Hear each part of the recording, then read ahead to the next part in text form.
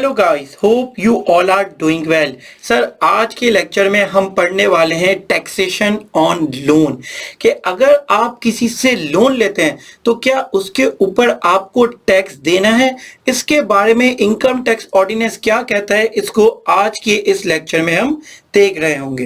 देखिए सर, सबसे पहली बात मैं ये क्लियर कर दूं कि सर लोन आपकी इनकम नहीं होती है। अगर आप किसी से लोन लेते हैं, लोन का मतलब ये होता है कि कल आपको ये पैसे उसको वापस देने हैं, तो सर ये कभी भी आपकी इनकम नहीं होती। इनकम सर वो होती है जो आपने कमाई है, आपको किसी को वापस नहीं देनी। आपने उसके बदले कोई सर्विस दी है या कोई माल बेचा है, गुड्स बेचा है, वो आपकी इनकम कहलाती है। लोन कभी भी आपकी इनकम नहीं होती है।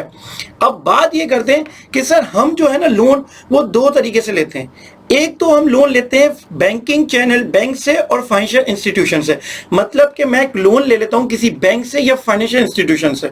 मतलब कि सर मुझे 2 लाख रुपए के लोन की जरूरत है, मैं मीजान बैंक के पास गया और मीजान बैंक से मैंने लोन ले लिया, तो सर इस लोन के ऊपर कोई टैक्सेशन अराइज नहीं होगी, इसके ऊपर आपकी कोई टैक्सेशन नहीं लगेगी। मतलब कि अगर मैंने लोन किसी बैंक से ले लिया तो कोई टैक्सेशन अराइज नहीं है।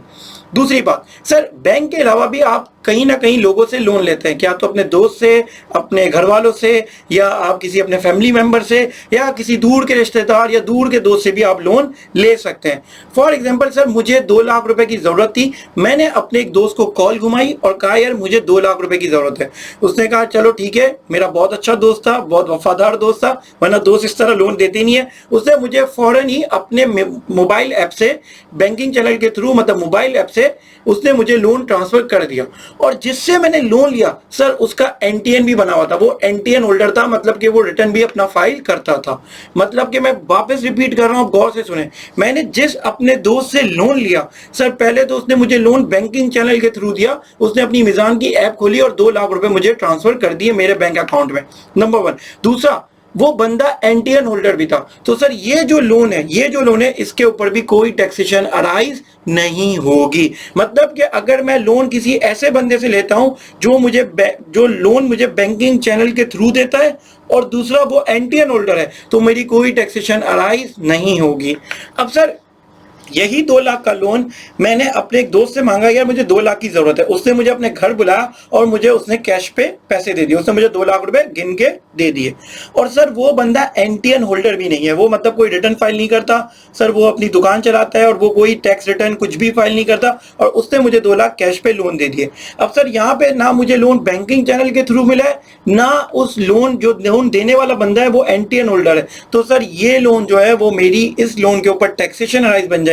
मतलब ये 2 लाख रुपए जो जिस बंदे से मैंने लिए वो इनकम टैक्स ऑर्डिनेंस के मुताबिक वो मेरी इनकम बन जाएगी और इस इनकम के ऊपर मुझे टैक्स देना होगा। आज चले सर पढ़ते हैं लोन के बारे में, टैक्सेशन के बारे में। जो आपने बातें इतनी डिटेल में बताई, इसके बारे में यहाँ पे क्या कह रहे हैं। सर कोई भी लोन और advance except advance payment for the sale और सप्लाई ऑफ सर्विसेज, मतलब वो सर जैसे मैंने कोई गुड्स बेचने के लिए एडवांस ले लिया उसको हटा के। तो सर अगर मैंने फ्रॉम बैंकिंग कंपनी और फाइनेंशियल इंस्टीट्यूशन, किसी भी बैंक से या फाइनेंशियल इंस्टीट्यूशन से लोन लिया है, तो shall not be treated as income, ये आपकी इनकम ट्रीट नहीं की जाएगी, जो मैंने आपको अभी मीजान बैंक वाली बात बताई। थ्रू बैंकिंग चैनल फ्रॉम, अब मैंने सर लोन लिया through banking channel from an NTN holder, मतलब कि बैंक वगैरह के अलावा किसी से लिया, अपने दोस्त से, लेकिन मैंने बैंकिंग चैनल के थ्रू लिया और बंदा एनटीएन होल्डर है, तो shall not be treated as income, ये भी मेरी इनकम तस्वुर नहीं की जाएगी।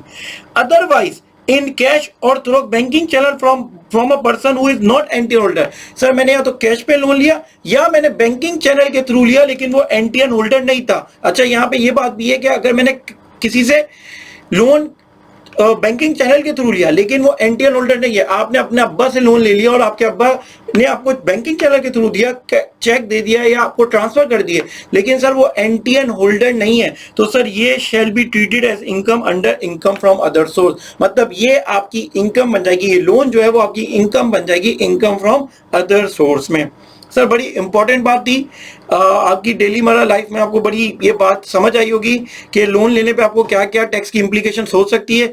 आज के लेक्चर को यहीं तक रखते हैं। Thank you so much. Allah Hafiz.